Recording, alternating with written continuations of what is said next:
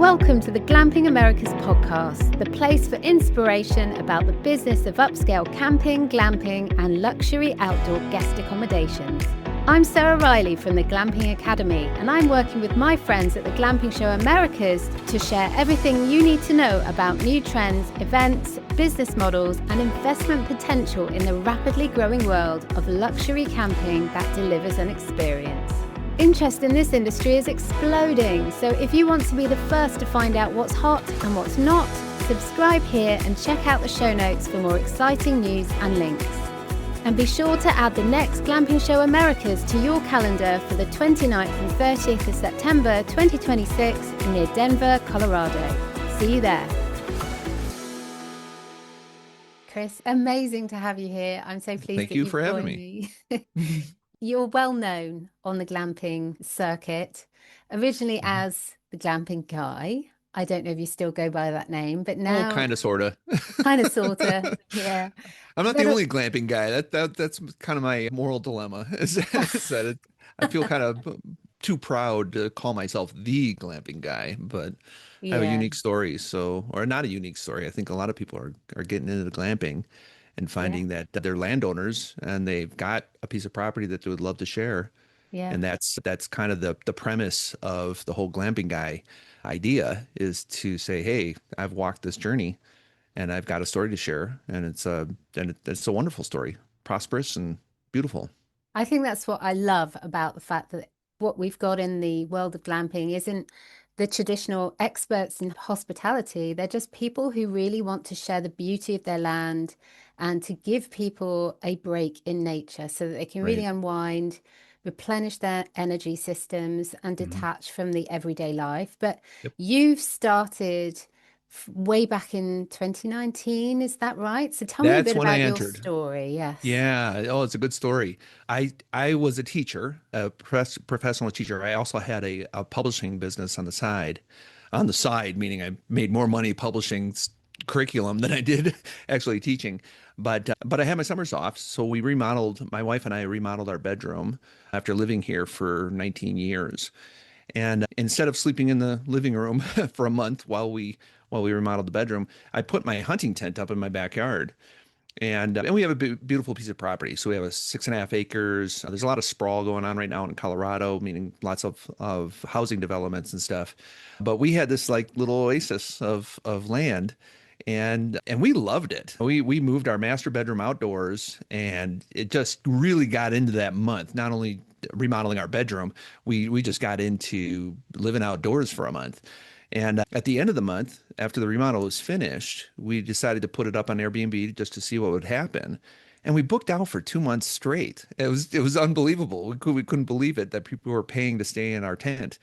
And I like to say I made $2,400 off of camping gear that I had in storage all year long that I just took out every October when I go hunting. And it was great. And we got to know people, and I still cherish the first person we got. It's a couple from Virginia who was visiting the area, and they just had a great time. And we had a great time. We even sang around the campfire they were musicians, so they had their guitars and stuff like that. It was great. But the next year I was still teaching. This was the COVID year. And I was looking to get out of teaching, honestly, and as well as my publishing company that I had for a good 15 years. And we decided to put a second tent up to just still kind of experiment. I consider those 2 years as very experimental, 2019 and 2020. But we put a second tent up, and I made nearly $20,000. And again, off of camping gear and tents, inexpensive tents. And they weren't inexpensive tents. These were wall tents. They were nice. But we did them up and just really enjoyed it. Really enjoyed the hospitality side of things, kind of something that was very natural to Wendy and me, and we just loved it. So the next year, 2021, that's when we took it seriously, meaning like we incorporated a business, we got bank accounts and expanded, partnered with a neighbor of mine who wanted a piece of the action, and we did 3 tents that year, as well as 3 container homes. My son had he adult, married, has children, but he just graduated from welding school, and he was more of into construction of high-end homes. He was hired by somebody to do high-end homes. So that's what we did. And Sarah, we made $90,000 that summer off of these 6 units. And it was like, whoa, okay. This is sticking and this is profitable. And now I'm making more money than I did as a teacher and a publishing owner. And and that's when we merged into glamping, became a member of the American Glamping Association, really started following a lot of real estate gurus and things like that, just really studying up on the value of real estate and how something that we grew up with, a nice piece of property, raising our children over the last 20 years, and we are starting to make money off of our property. That was enough to make a living. The next 3 years was of business development. I'll just give you some numbers. 2022, we made $130,000.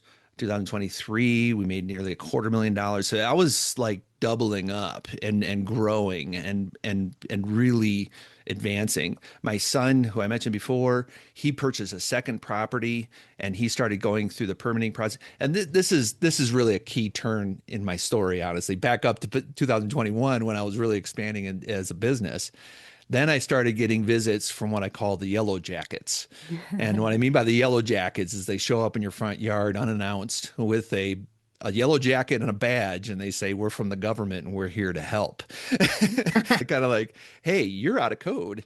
And we got to get you. Well, I had a neighbor who, we live out on the country and it's a developmental area, but we still live in rural residential property. So we're living in the county, unincorporated El Paso County here in Colorado.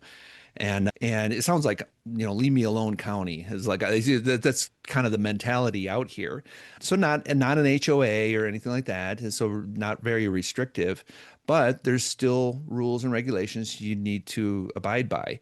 And I didn't know that. And so this neighbor, and she's still my neighbor. So she's still kind of is a thorn in my side at moments.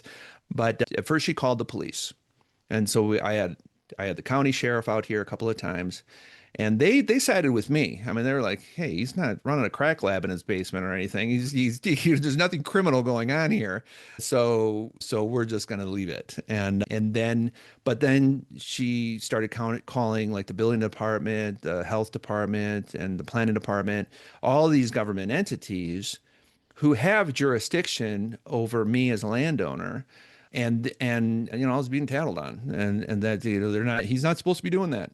So, and this is really important for people to realize when they get into glamping, is that there are jurisdictions you need to abide by, but it's an educational thing. I see landowners sometimes responding to their first letter of violation like as if they're running a crack lab, like you're doing something totally illegal and you need to get out of it. And that's too bad, because those letters of violations aren't like naughty you conform to all the residential properties in your neighborhood. It really means there's processes in place for you to walk through and to figure it out. And it's not something to shy away from, it's something to engage. In fact, I tell people that typically at the bottom of the nasty letter, you're in violation of this and this and this and this. Always at the bottom, it says, if you have any questions, or either tear everything down, or in 14 days or so, call this number. Well, call the number. Yeah. It's usually an enforcement officer on the back end saying, "Oh yeah, we got a call from your neighbor," and they kind of walk you through it, and then that's what a glamping operator needs to do, is to just embrace the jurisdiction and try to figure out how to come into compliance. And then you're a legit business and you're able to advertise and promote. You're able to build cool structures and host people on your property. And it's a wonderful thing. So building department was my next one after the police department. And they came by and they shared with me about my decks. They were over 200 square feet. Then you get into the minutia of what the code is, and you just go, "Oh, it's 200 square feet. Well, what if I did this or that?" And, they almost help you develop your business. The next one was the health department, because we have a septic system on our property, and it was meant for one single family dwelling. So I had to get the soils tests and get a new septic tank in place. And I had to make those decisions. Okay, this is what I have to do to comply with the health department. How much money do I have? How much equity do I have in the house? How much of an investment do I want to take to really turn this into a legitimate business in the area? And the last one that I got, I suppose there are some other entities, but they're like Fish and Wildlife and stuff like that. They were actually easy. The federal national jurisdictions were always very easy to work with, like Fish and Wildlife. It was just writing letters and making sure you got permission, because we live on rural habitat. We have a creek on our property, so there's some specifics hoops that I needed to jump through. But like I said, they were kind of easy hoops. But the planning department was, okay, you're zoned as a rural residential property and you are renting out exterior dwelling units to people, and that is not it's not allowed, meaning you can't do it without permission. And so I needed to apply for a permit. And that here is called a special use permit.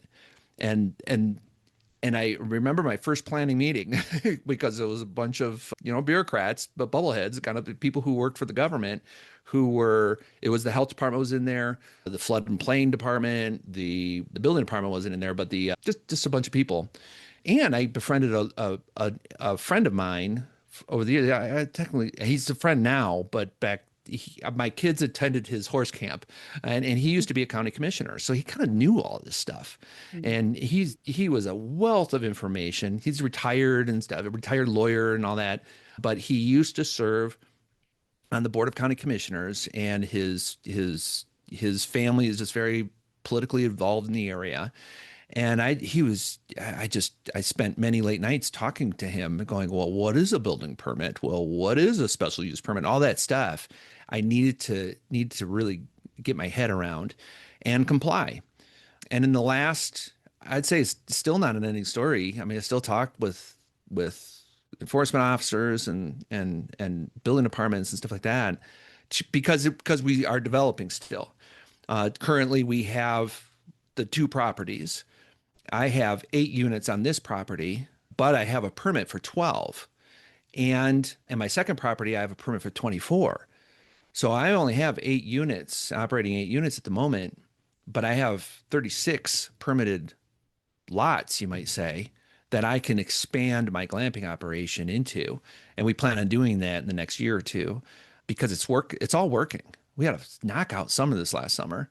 Just fabulous. I mean, and I'm starting to apply some marketing strategies that are really helpful. Meaning, like, what? Well, we can go into that if you like. It's funny, but definitely. Okay, so that's kind of my story as far as getting into it, but treating it as a business, I consider myself the CEO of the business. So I'm in everything. My wife is considered the operations manager. So she does a lot of the details. She manages the cleaners and things like that keeps the operation going. And my son is the builder. He's the one who builds the container homes and decks and things like that. And we're good. We're a great trio. That's Monument Glamping right now in Monument, Colorado. That's the structure of our business. I hear these people charging, $200, $300 a night. And I'm like, oh, well, it's not in my area, because the average Airbnb is about $100 and $150 a night. So the ADR is much lower in our area. But I was doing it wrong, Sarah. I wasn't doing it right because I was comparing myself to other venues that were heads on beds, the basic Airbnb, a room or a townhome or something like that. And I changed my marketing strategy. It's Alex Hermosi. I don't know if you know his stuff. I changed everything. I read his books in the spring and I watched a bunch of his videos and things like that. And I went to Wendy and Micah, my wife and my son, and I said, I think we should stop charging $100 to $150 a night and charge $300 a night. And at first they're like, there's nobody going to come. You're going to have vacancies. That's crazy. I said, no. I think we could do this. And we gave it a shot. And my son and I were working on a tent down by a creek, and the first ding came through my phone, and I looked, holy smokes, Micah, someone just signed up for $300. And then they're like, wow, this is great. And then it just kept rolling that way. So we merged into a better marketing strategy where we're really not comparing ourselves to the, like I said, the single family townhome Airbnb, but we're comparing ourselves to luxury glamping, other glamping operations, or more like luxury hotels. This is an outdoor hotel. This is outdoor hospitality with and a real experience. So, and this involves regurgitating all my website development, all my communications and stuff like that. I'm really selling an experience to reconnect with your loved one on our property with and you're close enough to civilization, you're close enough to town, but still outdoors. So we get a lot of people from Denver, Colorado Springs area who are just busting out of their apartment for the weekend and they're doing an anniversary or some sort of some sort of getaway. And we're that's how we're branded now as Monument Glamping. If you go to my website, monumentglamping.com, you'll see reconnect. And we're lifting all of the barriers off of people who think it's impossible to get out of their apartment for the weekend. Mm. We say things like, leave your camping gear at home. It's like we say, what's included, everything. We just for propane, all that stuff. We don't nickel and dime them to death like we used to do, Yeah. thinking we're making money. It's so we just charge the $300 and we open the floodgates and just say, hey, come to our property and have a wonderful time. And we've enjoyed those customers better Mm. than the heads on beds type of people who are really just looking for a venue and we're settling for a tent. You see the difference of that? It's kind of like a race to the bottom instead of really being a nice place to stay. And we didn't change much. We still gave them propane. We still gave them the necessities to have that outdoor experience. But the marketing was just much more successful. So we ended a great summer. We did take a step back in 2024. So that trajectory of doubling every year it did come to a stop. I had to apply for a second permit. This is actually a good story. I don't know if you want to go here, but we applied for a second permit on the same property, but this time I had a community opposition. So my one neighbor it sent about 200 emails out to everybody in the neighborhood, knocking on doors and just brouhaha, the pitchforks and, torches came out and it was like, wow, I got some real opposition. I find it surprising that because glamping is so much fun and we're doing so much good in people's lives. And I could go on and on about the stories of the guests of people who have come to the property and really thanked us for the wonderful opportunity that was very unique in the area and no one else was doing it. But boy, they found what they were looking for when they came here and stayed in a tent for a weekend. I find it hard to believe anybody would be against that. Mm. But there are people who are against that. And that it became this little bit of a neighborhood uprising. She went to social media too, next door, tried to make a big deal out of it.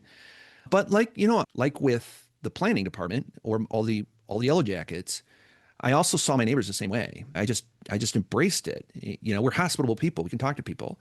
So I didn't quite send an email out. Well, no, I did send an email out, not the entire neighborhood, but to the neighbors that I knew and said, hey, this is what we're doing. And if you have any questions, I'm here. I even hosted a couple of kind of online group meetings, like a Zoom meeting and invited people to come. And a couple neighbors took me up on it. It was like, yeah, what are you doing down there, Jeub? and I just was an open book. I was just very transparent. So yeah, we're developing this hospitality thing and we really love it. We want to keep doing it. So we're applying for this permit and we're going to get it. Do you And think it is actual misunderstanding from people and they're mhm, not really communicating what the issue is properly? So it's yeah, actually not your business that is doing anything wrong specifically. I think it's a bit of a mix. I mean, there's some neighbors I just have not convinced, no matter how reasonable and rational I am, as well as the planning department. I mean, I jumped through the hoops and got everything legitimately done. There's a lot to do to get that special use permit. But even so, they still there's some people who just are against any kind of change in a neighborhood. They'd be against anything I put up in my yard that had needed a permit. However, that said, I don't want that mob to grow very big.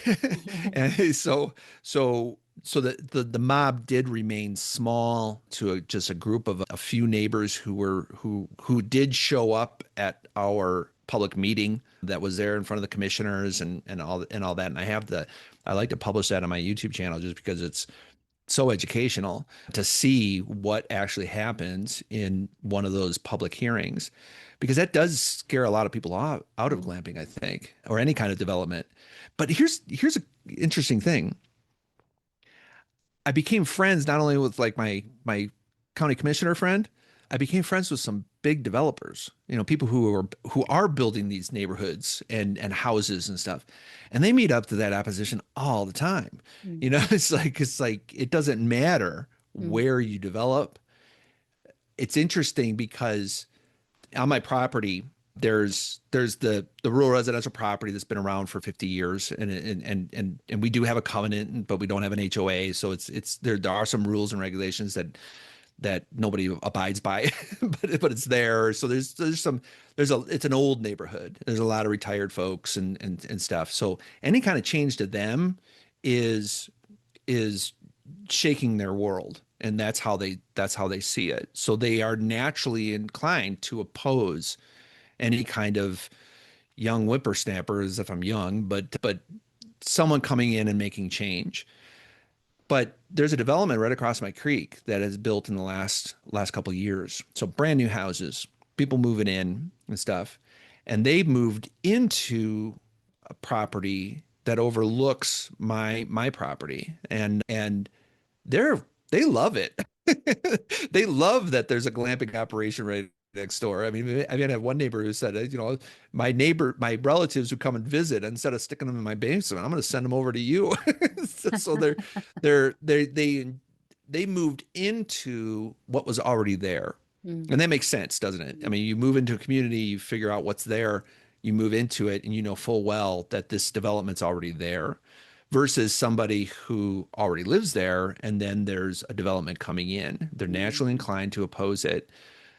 But like I said before, this is kind of a live and let live type of area, like a leave me alone county. There's a lot of people who are living here because they don't want to be told what to do either. They kind of want to, like my neighbor who wanted a piece of the action too. She wanted to kind of figure it out herself too.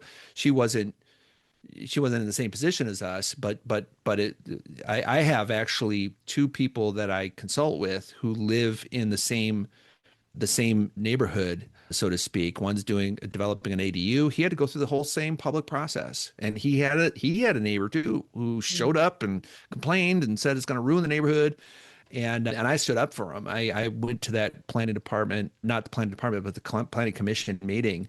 And I went to the microphone and said, this is good for the neighborhood. This is not bad. This is a wonderful thing he's doing. He's a retired Air Force, and he's got this beautiful ADU it's great. And there's another lady who I've met through the American Glamping Association, actually. And she's developing a glamping operation. This is a few miles away, but it's kind of the same general area here in El Paso County. And it's wonderful. I think it's great that some competition is moving into the neighborhood because there's plenty of demand. We're doing a wonderful thing in the hospitality world that I think I don't know why other landowners don't get on the program. I think it's a gold mine almost, because it's like a way. The real estate world is really huge, right? Especially with like short-term rentals. I mean, Airbnb blew open up a market that they didn't even know was there. And what that market is people who own property renting out parts of their property. That's essentially Airbnb, right? So that's what I'm doing. Except I'm not buying townhomes at $250,000 a pop, to making this. I don't have 8 townhomes with $2 million of debt to manage. I have my one property with these $10,000 tent lots. Container homes are about 40 grand, but that's not a lot of expense to get into a business. And I've done it. I don't know why more people don't do it. So there's some issues with Airbnb in the US. That's not something that's happening in your area. Yeah, Airbnb, like me, on a much smaller scale, has to deal with jurisdictions. So a lot of jurisdictions in the US are ruling out Airbnbs and making them illegal. And so you have to grandfather into it, already have it existing. You have to apply for permits to just be allowed to do it, things like that. So that kind of game, the government doesn't escape anybody's purview. I mean, if you get big enough, the government's going to put their magnifying glass on you, and that's just the reality of human history. It's not something that we can avoid. So for me, I do have our properties on Airbnb, and we do well on Airbnb, I guess. But I'm trying to move away from that. The online travel agent can book last minute bookings for me and things like that. I see it as more like a marketing expense. And at least I don't do that in my book so much, but I do view it that in my head that they have a market, people who are traveling through and looking for the heads on bed, that's what they're looking for. And then they see my tent and they go, oh, well, maybe I'll stay in a tent tonight. Or that's the kind of people that I get from Airbnb. But I'm building a brand. I'm building a business that is more of an experience. So I'm about half of my bookings now are direct bookings, which it was like 10% a few years ago. So now it's 50%. I would even like to get even higher, like 80, even 100%. I would love to be a big enough brand to be where, hey, Monument Glamping is the place to go. Let's just book through his website, and that might be my only option. And I do Hip Camp and Glamping Hub, and what else do I do? Verbo. So I do those OTAs, but that's only about half of my revenue right now. I'm moving that needle forward That's and trying great to get direct growth. bookings. Yeah, That's really yeah. great growth. And what would you say has been the thing that's helped you move the needle with the direct bookings? Having a website is probably I do know some glamping operations. Well, not so much glamping operations, but like ADU rentals and auxiliary dwelling units and Airbnbs. They just go to Airbnb and putting up a website and actually taking direct bookings is just a technological hoop you got to jump through. So I suppose that's the first thing to do is just at least get ready to take those direct bookings. But then the Facebook marketing, Instagram, I'm starting to get into LinkedIn a lot more lately. I have my YouTube channel and things like that. You get into the social media of things. That's a very natural and relatively inexpensive way to get the word out. I also do some local marketing. This is another unique thing that I've done that I think has worked really well to my advantage, and that's local involvement. I've gotten involved not so much politically. Well, no, I have. I started writing for a local newspaper. So I was an English teacher, and so and a writer. So I wanted to keep my writing skills tight. So I volunteered for what's called the Our Community News newspaper, and it's the cheap newspaper that comes in your mailbox every month that goes through all the planning department stuff and the local meetings and the HOA meetings and the blah blah blah, and that's what it is. And I always enjoyed it just to see what was going on in the neighborhood. But I volunteered to cover Monuments Town Council. So I just started showing up at those meetings every month, and then eventually I just started watching them on YouTube because they're uploaded. And I would put in about 7 to 10 hours a month to write the monthly article about what happened at the town council meetings that happened twice a month. I became friends with the mayor and the mayor pro tem and started getting to know the council people and the town. Now I'm in El Paso County, but I border Monument Town. So I wasn't really covering the county, but I got to know the county commissioners too. We're on a first name basis, and I can call Bill, my county commissioner, and talk with them like a not so much a friend, but like Yeah. I'm his constituent. You see what I mean? Mm.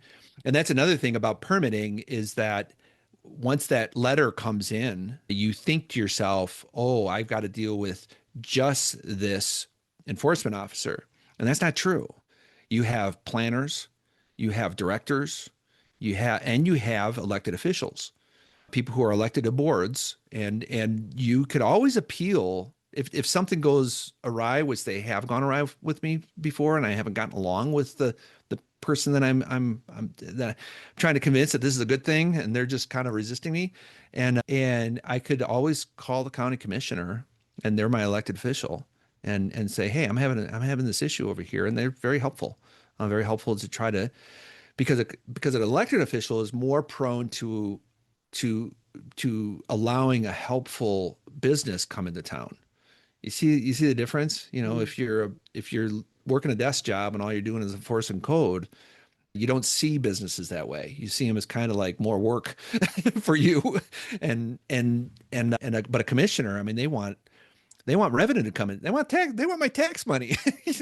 They're dealing with they're crunching numbers for the county. So yeah, business that comes in and meets the demand, bring it on. And so they're more pro development than they are anti-development. I think they also want a business that's going to come in and help the economy, help the Yep. employment, Yep. to boost the image of an area, Yeah. to boost how the outside world views their area. So your brand is enhancing their brand, their local Exactly. brand. Yeah, it wasn't just politically too. It was just getting involved in the business community in town. Mm. Like I said, I had a publishing company, so it was more of a national publishing company for academic speakers and debaters. So it was very niche, but it wasn't local. I wasn't advertising local at all. This I am. So I'm involved in the Chamber of Commerce, big time. I go to their meetings once a month, and I've gotten to know. We had a big ribbon cutting ceremony for when we got our first special use permit in 2022. To a bunch of business people came, the mayor came, and it was, and we're in the 4th of July parade too. So we just started that this last year. We built a float with a tent and tooled down the road, and all my kids and grandkids were throwing candy and stuff. That kind of presence in the local business community is is something I decided to do early on, and that was very, very good, a very, very good decision, versus trying to fly under the radar Mm. and do, I just want to make money off of these rentals, and so don't kind of leave me alone. That was something I needed to embrace early on and get over my anxiety that I'm being bad for being innovative. That's something that kind of gives me comfort. I think of like my neighbors who are, shame on you for doing this without permission. That my answer to that is no, I'm not going to accept the shame for being innovative Mm. and creating a unique stay that is not the typical room in my basement, but it's a beautiful container home with a wrapped deck and a nice hot tub and a sauna and just a place for people to relax and wellness and grow and heal, especially after COVID. I mean, I feel like we were really doing society a favor because Mm. remember COVID? I mean, here in America, campgrounds were closing because of COVID. I mean, it's like you Mm. can't even get outdoors. It's like give me a break. And so I was kind of flying under the radar back then, but boy, people who discovered us were so thankful, Mm. and we got through that time, and now now they're doing it for other reasons instead of escaping an apartment that they can't leave. They're just saying, hey, let's have a nice couple days together and enjoy Chris's property. Mm. That's a really good thing we're doing. I've often come up against people saying that they don't want to get involved in their local area too much. As you say, they're keeping their head down, they're being quiet, they're just getting on with what they're getting on with because they think their guests are going to come from outside the area. And I often Hmm. say to them, well, actually there's going to be a lot of people in the area who will know people who want to come in and want to stay or book a stay. And that's when people are sharing different businesses doing amazing, unique things. And it seems to me that you've been riding that wave of saying, I'm going to embrace my local area, I'm going to get involved, I'm going to fly the flag for our brand and what we Yeah. offer and be proud and actually to offer even some special services for local people and their Yep. guests, maybe. Yeah, I remember struggling with that conflict. I remember thinking, do I really want to put myself out there? Mm. And well, we started getting people locally. Like I mentioned, our first guest was from Virginia, and I thought that's what everyone would be. I thought they'd be traveling through the area. There's some tourism that goes on, actually quite a bit of tourism. There's Pikes Peak and Garden of the Gods, and we just got an amphitheater that moved in the one exit down, so people come to concerts from outside the area, and that kind of thing goes on. And I thought that was going to be 100% of my rentals, but as time went on, I really was going through those experimental years. We were getting people locally, and I was like, oh, you're from Colorado Springs? You're just 15 minutes away. I mean, someone was re well, some I remember this guest. They were a couple and they had a great time, but they were putting flooring into their house and they needed to either go to a hotel or just enjoy the few days while the remodel was going on. And they came out here and enjoyed themselves. Yeah. Like a single dad who had his kids for the weekend. He was really fun because kids had a great time on our zip line. It just zipped all day long on the zip line. But he had a chance to either go to Water World or something or go glamping. And so he was like, let's go glamping. And we got to know each other and stuff like that. So it was attracting more locals than I was kind of surprised by. And that's when I think I turned the switch, go, you know what? I gotta I gotta get with the business community because now I am a legitimate business in the area. And now people are starting to see me as, oh, there's this thing up in Monument or just outside of Monument that I could go to and spend my money. And I'm like, oh, okay. Mm. So Chamber of Commerce, I think, is the easiest way. We have a really good Chamber of Commerce, so that makes it easy for me. But if you have a bad Chamber of Commerce, well, make it good. Make it better. Yeah, Yeah, absolutely. yeah. Why It wouldn't doesn't have to you? all be dentists and lawyers, and then it could be realtors. The realtors are always a big deal there. Yeah. But when I'm the cool kid at the Chamber of Commerce, when I come in, I'm like glamping. Oh wow, what's this glamping thing? And it was very easy for Wendy and I to get into those meetings and be looked at positively, Mm. which was kind of a change when dealing with neighbors who don't look at me positively. Mm. Now I'm entering an environment where, oh, this is really cool. We want you to, a couple of times I've hosted their breakfasts. They have breakfast twice a month, and we would do it up and have the best breakfast because we're hospitable people, so we know how to treat people. And so they're more than bagels and cream cheese. We would do the omelets and things like that. So, and then present to them, to the business community. Hey, this is what we're doing. Mm. This is how we're doing it, and come and visit. And we've had some people, business people, who had the president of our electrical association stay here twice. She's a single lady, so but the president and of a jurisdiction that actually I have to I have to comply to, and she stayed here twice and just enjoyed it. And I remember seeing her. She was just kind of like reading a book on the deck on her Adirondack chair and just enjoying the sunshine. That kind of people, we love those kinds of people actually, Mm. the locals. And it's been wonderful. What you're talking about here really is building relationships and, as you said, being hospitable. Not Yeah. everybody who gets involved in hospitality are naturally hospitable people. Yeah. And yet it seems to me that the majority that come into glamping it's almost their main driver. It's the one thing that they want to do. They love hanging out with people. Yeah. They love meeting new people. Just watching the wow on someone's face when they arrive at your property is enough Yeah. to give them reward, almost more than a salary would do. This is what people that I speak to are saying. So Yeah. you're talking about building relationships locally and also building relationships with people further away with your brand. So Yeah. what's the few ways that you've used your brand to become more visible on the World Wide Web and everywhere that you are outside of the local area. What have you done there to try to get attention? Well, like I mentioned, the Hormozy strategy was more of a national strategy. So Facebook groups, so Colorado Container Homes is the name of the Facebook group. And we really emphasize the container experience. That's a cool experience. As you, it's most people I think glamping they think of tents, but container homes are cool, and people like staying in them. Some other things I've done nationally. Well, I actually teach so I do consult with other landowners in developing their own property. So I have my school community spelled with a K, SKOOL, and that community is a small group right now, but it's really a neat way of evangelizing the whole land ownership idea. Let's see, what else have I done for Monument Glamping? One of the Oh yeah, things that I saw that you did that I thought was really clever, particularly in not just your brand, but also in how you are promoting your services, is where you're talking about the enhancements to a yeah, stay that you offer.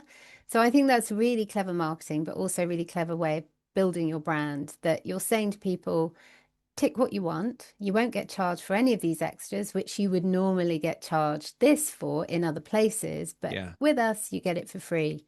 And I yeah, think that's a really nice way of people kind of saying, well, isn't this nice? All yeah. these extra valuable items that I'm getting for this same price. Well, how did you come up with that idea? Well, that was the idea of just removing all of the risk possible. You want to remove anything that gets in the way of the buyer. The Okay. friction. Yeah, friction. Yeah, that's kind of the business term for it. That you remove the friction and get to an offer that people will feel stupid saying no. Mm. Just like, oh, it's that much, so you build value, build value, build value. And then once you give them the price, they go, oh, yeah, take my money. So that's a successful marketing strategy to get to that point. So some of the things I did, you mentioned like the all the enhancements. The way I set it up for my specific situation is I have enhancements and then I have upgrades. So I used to all consider them all upgrades. Like I would charge, for a battery at one point. That was things that people just expected. I was charging for, and they would show up and they were like, "Where's the battery?" And well, you didn't buy it, and I'm like, "Oh well," or you didn't rent it, and so it's well, what am I going to do? It becomes an operational issue. It's like, "Oh, I Mm. want my money back" or something like that. Mm. They get irritated when they arrive and the expectation was to have this frictionless experience, and they're not having it. So I took all that away. So if you do go to my website and you click on enhancements at the top, you will see a number of things that we're just going to give you for free. Let us know, like if you need a second bed or an inflatable mattress or something for your kids, let us know. We've got them downstairs, and we will bring them to your tent. Okay, so we'll go ahead and accommodate for the things that you feel like you want. We used to charge for that, but now we don't because it's part of the package. The upgrades are the things more experiential. Like if you want breakfast, we have this. Actually, I just started doing this last month. We will serve breakfast. I found that was it's one of the frictions. Do they have to get up and go to the local restaurant in the morning, or Yeah. they would much prefer just a nice big breakfast? And so we make what we call the king's breakfast, and I do it in the morning because I'm the early riser of the family. But we put together this whole big protein and muffins and juice and fresh coffee, and I deliver to their porch at 7 a.m. They're usually still sleeping, Mm. but I'll hop in my UTV and drive down there, and there's a big bin with a platter and the bottom with all their breakfast, and there are two thermoses, one of hot water and one of coffee, and I just set it there and I leave, so I don't bug them at all, and they've took on to that. Wendy, on the other hand, she's not the early riser. She's the operations manager. She prepares what we call the Colorado cookout. Now, we don't want to deliver dinner, and we don't deliver sizzling steak for them, but we provide for them the free grill with the free propane, and they can make their own burgers. So we will put burgers and chips and all the toppings and buns and lettuce and tomatoes and stuff like that in the cooler, and she just delivers a cooler at 4 o'clock, packed with ice, and they're able to just take it from there. And that's been a big deal for them. But those all cost extra. But honestly, people know that. They're not expecting to come for $300 and get fed. And we make our own homemade wine. We make our own homemade kombucha, which is an herbal tea. Yeah, nice. I love kombucha. Yeah. And these are things that we were already doing in our own lives. Wendy's made kombucha for 20 years. So we've got some real healthy scobies in our house. And we make them jars at a time because I have a big family. This is our family drink. It was kombucha for years. We have very healthy stomachs. Yeah, you must do. Years. But so there's a little bit of flair of our own personality that goes into our offer, and those upgrades. Another one is I've not done this as much as I really enjoy doing it. I take my dog for a walk every day. Every day I go to the Pike National Forest is just a mile down the road. So I hop in my truck and I go down there and we walk for a couple miles. It's beautiful. It's right at the foot of the foothills are right here. I live in the foothills right next to the mountains. And so I do that every day. Well, I started offering a guided hike. This is really key for the people who just like to hike. This is a nice hiking area. The hiking trails are very close. So I take him. I remember him because this summer he and his wife were from out of state somewhere, but he was an ex-FBI agent. And so it was like really interesting. So we walked this trail. I would walk my dog, and he paid me $99 for it. He upgraded to this experience because he really wanted to go hiking in the area, and here his host is willing to take him for a hike. That would work really well for me because I like hiking. I like going out into these wild areas, but I don't necessarily like doing it on my own or in areas where I'm not feeling, is this safe? Are there bears? Are there any other wildlife I should be worried about? Am I going to get lost? And so having someone there to take me, that's going to enhance my experience of staying with you. And for you, you've obviously made a little bit of extra money back on the back of my stay. So I think it's a great idea. Yeah. And it didn't take too much. That's a couple of things there. One, it didn't take too much to me to modify my life to, tell them, let's meet at the trail at, 6:30. That wasn't too much effort on top of what I'm already doing. And I found that you probably agree to this. You find that landowners who are getting into glamping kind of find their little special angle, their little kind of like, hey, this is what we are. Because we've been here now for 25 years. We know the area really well. So we're able to give those. Oh, here's another thing I did. It's a secret. I'll give you the secret website because it's secret, meaning that I don't have a link to it on my website, but I tell them this when they register, and it's monumentglamping.com/secrets. And it's a page that I maintain that shares the area restaurants, what we personally think about them. It shares like bike rentals and things like that. It's the stuff that you can do, the areas that are popular tourist attractions. So it's kind of this secret page that which you've just given away. Which I just gave away. Yeah. Now everyone's going to go through the roof. Links go through the roof. But the people who your audience really the landowner who wants to get into glamping will find that to be very interesting. That I'm giving a local flair to it. Most people who come here don't really want to connect with Wendy and me. I mean, they don't. They're here with their loved one and they want to just have a nice weekend. But they do want to get into my head. And so this is their option to do that in a non-obtrusive way. I used to think everyone wanted to get to know us. They don't. No. Come try. Hey, welcome here. No. Sometimes people just want to do a self-check-in. Yes. They don't actually want to meet anyone. We do a self-check-in. Actually, the first couple, it didn't take me too long to figure this out, actually. I think the first year we were way overly ambitious on our checking in process and taking care of them. We used to actually clean their tent like a hotel and go in and make their bed while they were gone. And that was way over the kill. We got rid of that idea real fast. And because people did want to just be left alone. Yeah. And we began to respect that and honor that. And now we do. We have a self check-in process.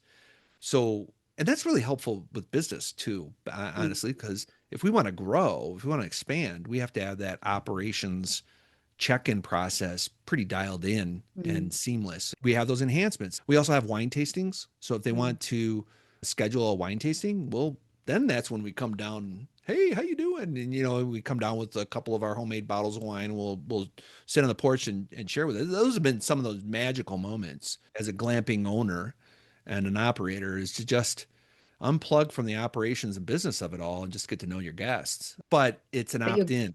yeah, It's an your opt-in. You guest has see, to invite you into their stay, don't yes, they? that's Yes. that's Yeah. the ticket, and Yeah. that is something we learned early on, and I'm glad we did. Some of the other things that people I've seen do well, so you're talking about kombucha and homemade wines and things like that. So I've seen beehives and creating Mhm. honey for the guests, Yeah, homemade vinegars, lots of different types of vinegar, balsamic, cider, wine, all kinds of things. And then helping people test them and taste them using different foods, but kind of finger foods and, unique ways of eating hmm, things and trying things out, because probably as a kombucha drinker, you probably know the value of health to fermented right, vinegars, and particularly right. cider vinegar and things like that with the mother in it, which is a fantastic way of getting some really healthy gut bacteria. But then I've seen them move from that along the lines to then suddenly organizing wellness events and retreat events and organize things where they're sharing their knowledge as individuals, how to make Mhm. fermented foods, how to make kombucha from home, how to look That's after good. bees, and how to make honey, and all of these things, which, Hmm. as you said, we've all got hobbies ourselves. We all do that in our own lives. And then when our guests visit, and we realize actually they want to learn from us too. And that means that Yeah, you've got this wonderful audience who'll come back time and time again to learn different things. I mean, have you considered doing that? yeah, that's giving me some ideas because yeah, making kombucha, it reminds me my 50th birthday, which is 5 years ago. One of the funnest things, we had a big party, and all my friends came over and stuff like that. It was a really big party. I had a whole carboy of wine that was mature and was ready to bottle. Because it's about a month long process to make a bottle of wine. And this makes about 30 bottles of wine. We had a blast because we actually bottled the 30 bottles of wine, and everyone got to go home with a bottle of wine. And No. then we stickered it, and it was a birthday remembrance. And we also had we didn't hire them, but they came for free.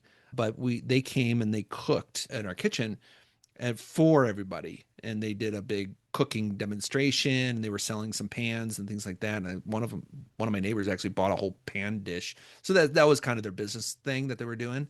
They had a great time, but gosh, Wendy could do that, with Mm, kombucha. And mm, we make the kombucha about once a month, and we make yeah. about a dozen jars. She could invite everybody up. We've thought about doing some like Saturday night wine tastings, like when we're booked out and people are staying. We force a 2 night stay on the weekends, so they have to stay Friday and Saturday night. We've thought about doing some group wine tasting. You know what? Come to think of it, been more than thinking about it. We used to do this. It just didn't work out this last 2 years. But back in the COVID time, Sunday morning breakfast was a big deal because our family had ceased going to church. And so I was inviting all my adult children and our grandchildren over for breakfast on Sunday mornings. And that was kind of our church, you might say. And we would just have a big feast, eggs and bacon. I had the big, huge griddle out the back. Well, we started inviting our guests up too. That was really nice. They were getting ready to check out, and we started having them up for breakfast on Sunday morning. They had all their bags all gathered up. They just show up at 9, checkout is at 10, but that hour would be in getting to know each other on the picnic table. That's something we just haven't done in the last couple of years, but boy, it would be, yeah, you're giving me some ideas now. Isn't that great about glam? When you own the property and you own the business on top of the property, Mm, you start coming up with ideas of of a better experience. Nobody Mm. comes here saying, teach me how to make kombucha. But what if they came here and that opportunity was there? They might go, yeah, sign me up. I'll see you in your kitchen, because then that'd be wonderful. Great idea, Sarah. Thanks. And I'll tell well, you how you're much money I welcome. make next year. As as a YouTube person as well yourself, you've Mhm. got your own YouTube channel and you share lots Yep. of great stuff on there. You Thanks. also could share some ideas around doing these different elements of making things, creating things, inspiring your guests to live a different, maybe slightly alternative existence that can help to heal the gut, heal illnesses and everything else that maybe they Mm. haven't thought of before. Or get, so one of the things that we like doing in the UK, because we have lots and lots of elderflower.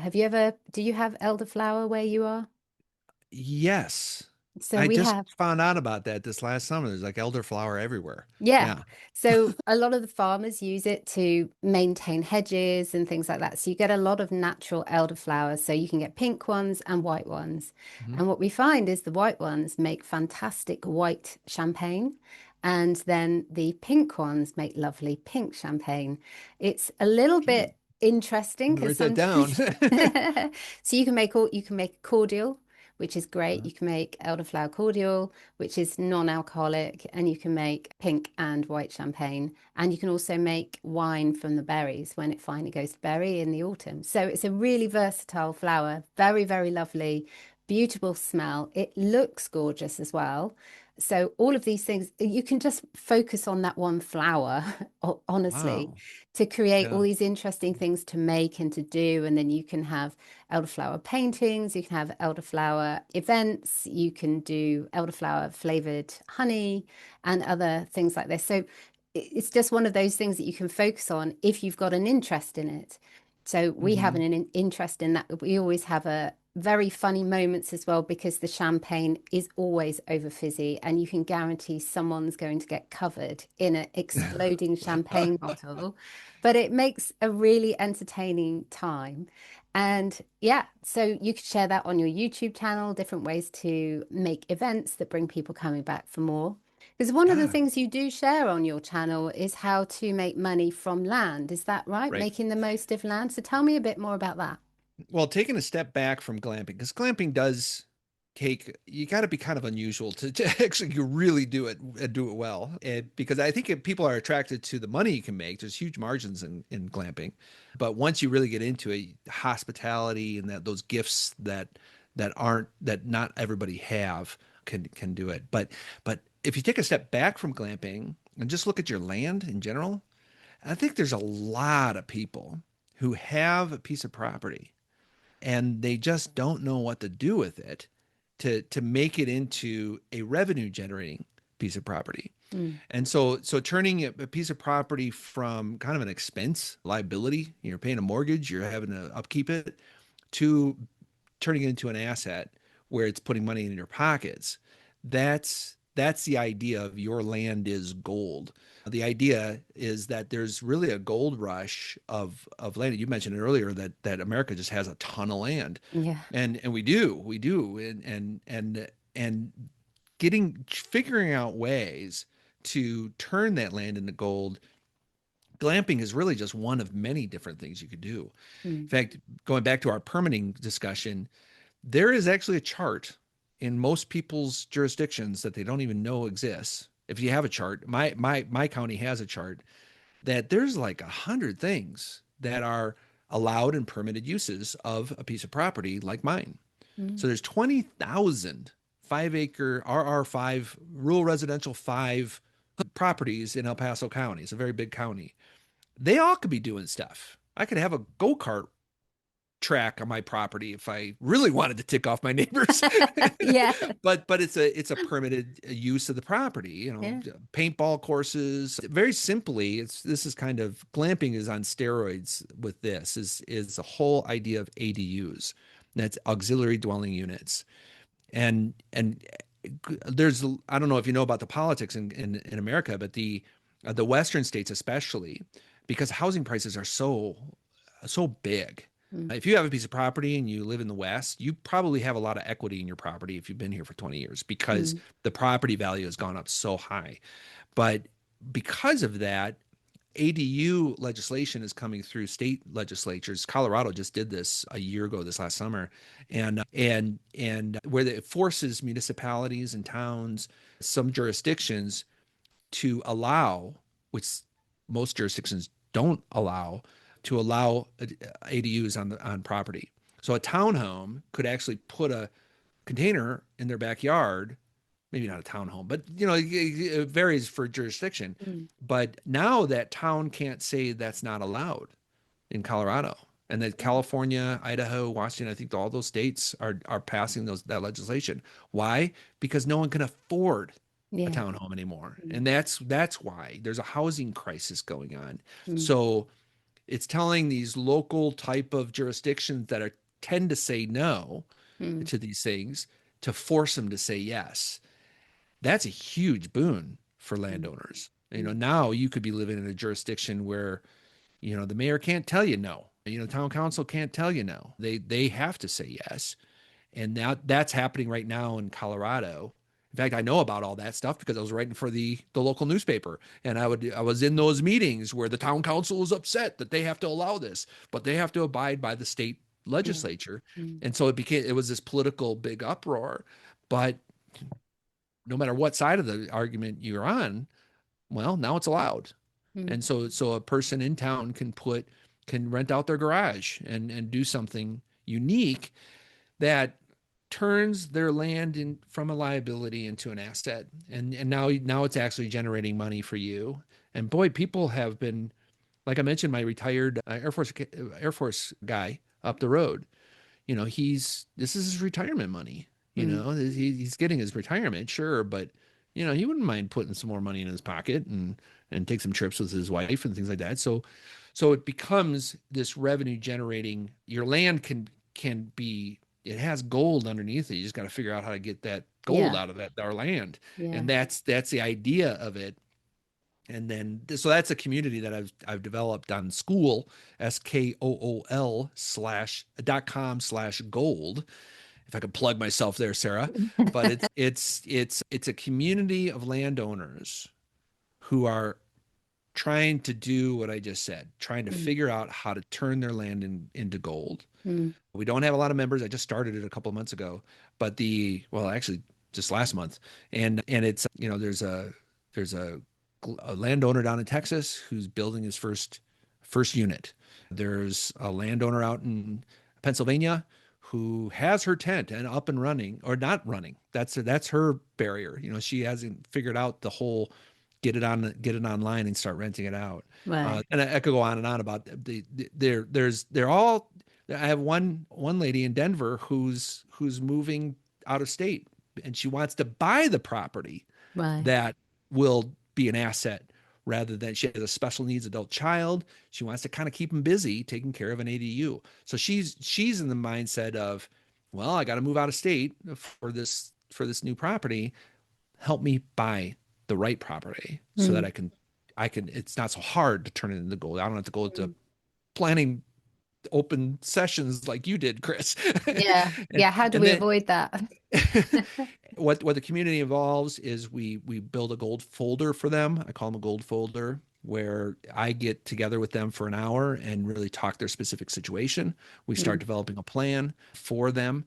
And there's other classroom stuff. I've done some curriculum and developed some curriculum over the years, helping others. Like I said, I'm a teacher, so I very natural, and a curriculum publisher, so it's very natural for me.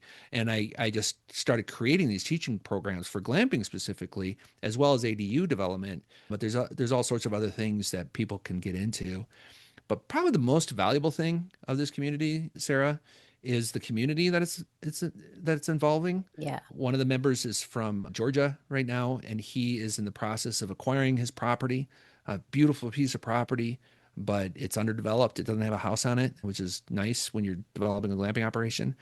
But he's got some things. He's got a well. He's got electricity. So he's working on building his first dome on a beautiful lake and stuff. So all that, all the wealth of information that's on there, as well as everyone's advice that other people are sharing with each other, is gold. I mean, I wanted to build a community that I wish I had 6 years ago when I got into this, Mm. because that's really what I wanted. I wanted a group of other landowners who are kind of walking a similar journey, but we all have that purpose of turning our land into gold and figuring out how to make money off it, and maybe even a potential living. Mm. Well, I think it's incredibly valuable. And actually, I could see you doing glamping stays plus time with Chris Yeah. to put together the gold folder. I can see that really going well at your place. I could talk to you all day. I mean, it's just you're such a font of knowledge and you're very inspirational. So Thanks. what if somebody actually wanted to make contact with you and come to your glamping site and talk to you about your a gold folder? What Yeah. should people do to find out more? Go to Monument Glamping or Well, Monument Glamping is to look over my shoulder and see what I'm doing. That's that's not a bad place to go. And you can contact me through that website if you want. But glampingguy.com is a website that I have. And that does link to my school community, school.com/gold. And that will bring to the about page, which actually that community is in. So if someone just wants to get a hold of me to kind of feel me out and see if they want to be involved in this community, go to glampingguy.com. That would be a great way to connect. Or email chris@glampingguy.com. That'll come to me, and we can start talking. Brilliant. So I will make sure that I include all of those links in the show notes, and I have no doubt someone will reach out to you. So beware what you ask for. I expect you'll have lots of people knocking on your door. But it's just been so lovely to speak to you today. It's really nice having seen you so many times briefly at various Mhm. shows throughout the Yeah. year, and now we've got to actually sit down and properly talk about what you do Yeah. and where the magic of your land is and everything else that you do. So thank you so much for spending time with me Well, today. thank Really you, great. Sarah. You did a knockout job at the American Glamping Association. I posted that video and just ranted and raved, because I believe that's a nice community. That's a great event, Yeah. and people should really come to that. Yeah. I'm So just an hour away, so they could stay here. Maybe that would be my event. yeah. Yeah. Stay here, and then we'll head up to the Yes, glamping yes. Well, show. you should definitely speak to the organizer of the glamping show about putting your property on the website as I suggested should. accommodation. I'm sure Yeah. that they would be very happy with that. So Yeah. that's definitely an option. I could definitely see that being a good idea too, because people can actually see it in action. Then they go to the Yeah. show and they learn more and they network. It was a great event this year, wasn't it? It was really nice. Cool. Cool. Mm. Anyway, I will see you very soon and Okay. good luck with everything. I look forward to hearing more. Thank you, Sarah. Thank you.